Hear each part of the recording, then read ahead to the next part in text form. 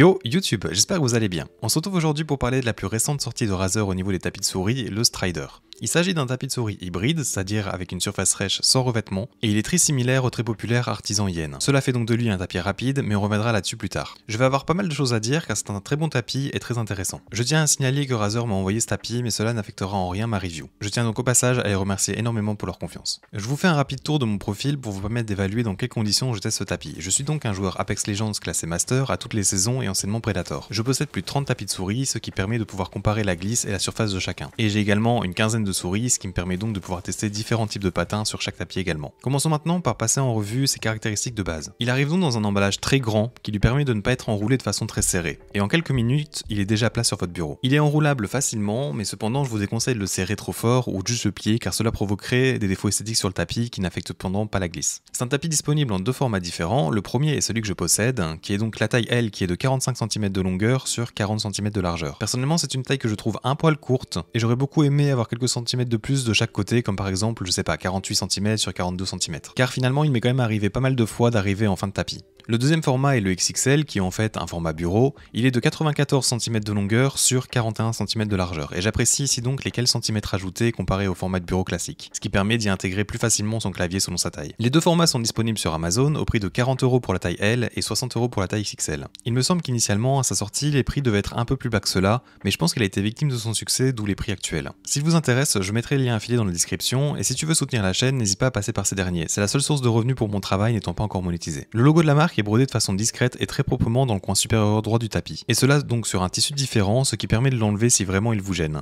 Personnellement, je trouve que c'est une très bonne intégration et je n'ai eu aucun problème avec ce dernier. Pour les deux versions, il est de 3 mm d'épaisseur et est plutôt ferme. Il se situe entre un artisan soft et un artisan mid au niveau de sa fermeté, mais plus proche d'un artisan mid quand même. Vous ne pouvez donc pas vous baser énormément sur la force exercée sur votre tapis pour le ralentir, mais vous avez donc plutôt ici une constance dans votre glisse durant votre utilisation. Le tapis est aussi waterproof et l'eau s'infiltrera difficilement dans ce dernier, ce qui est toujours un plus très appréciable à avoir. Au niveau de sa base adhérente, elle est plutôt originale, il s'agit d'un pattern en nid d'abeille donc avec un caoutchouc très doux et très agréable au toucher. Une fois le tapis parfaitement plat sur le bureau, la base est très bonne et ne bouge pas vraiment durant son utilisation. Même en essayant de le faire bouger très fortement avec mes mains, il glisse à peine. Finissons pour les bases avec la couture des bords. Mais avant cela, je te rappelle que si tu aimes mon contenu, tu peux me le faire savoir par un pouce bleu et un commentaire en dessous de la vidéo. La chaîne commence à prendre de l'ampleur et c'est grâce à vous et à ces petits gestes qui aident au référencement de mes vidéos. Merci beaucoup pour cela. La couture des bords du Razer Strider est top tier. Elle est au niveau de la surface et donne l'impression que c'est la continuité du tapis. Elle est plate et plutôt molle, ce qui fait qu'elle ne se ressent presque pas lorsque vous entrez en contact avec cette dernière. Ce que vous ressentirez en fait surtout ici, c'est que vos patins sortent du tapis quoi. Aucun problème au niveau du poignet ou du bras également donc. Parlons maintenant de sa surface et de sa glisse. C'est donc un tapis hybride sans revêtement, donc très rêche et durable, qui lui offre une glisse rapide et constante. Il serait ici comparable au très célèbre Artisan Yen, étant très proche de ce dernier sur ces derniers points.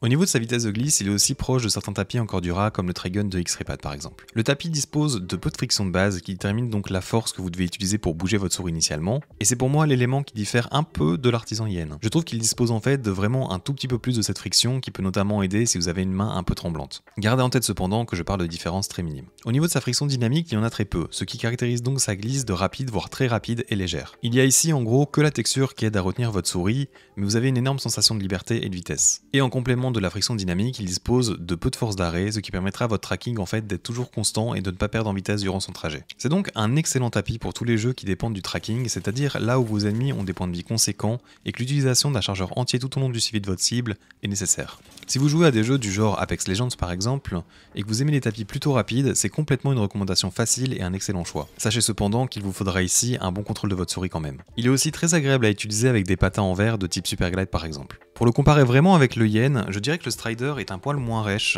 mais vraiment très proche, et je conseillerais l'utilisation d'une manchette pour ces derniers. Leur glisse est très similaire, et je dirais que le Strider semble plus lent dû à sa friction initiale un tout petit peu plus haute, et la texture du tapis se ressent en fait un peu plus durant la glisse.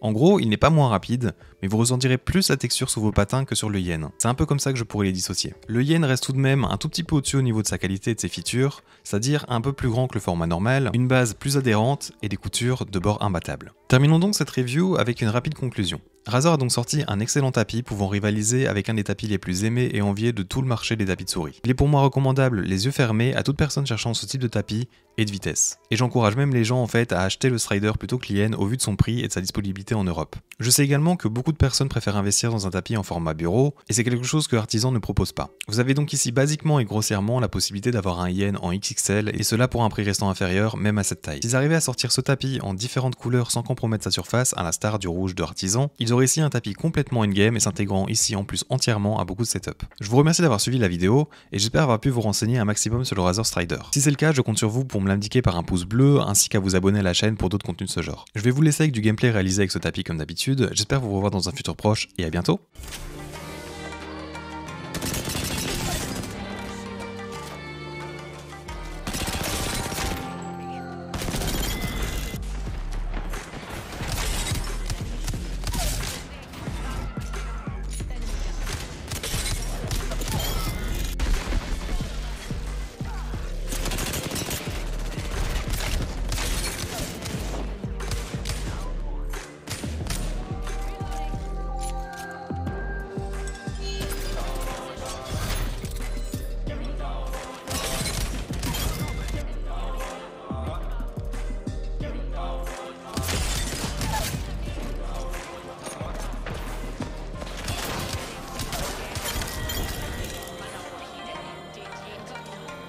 Je vais te défoncer.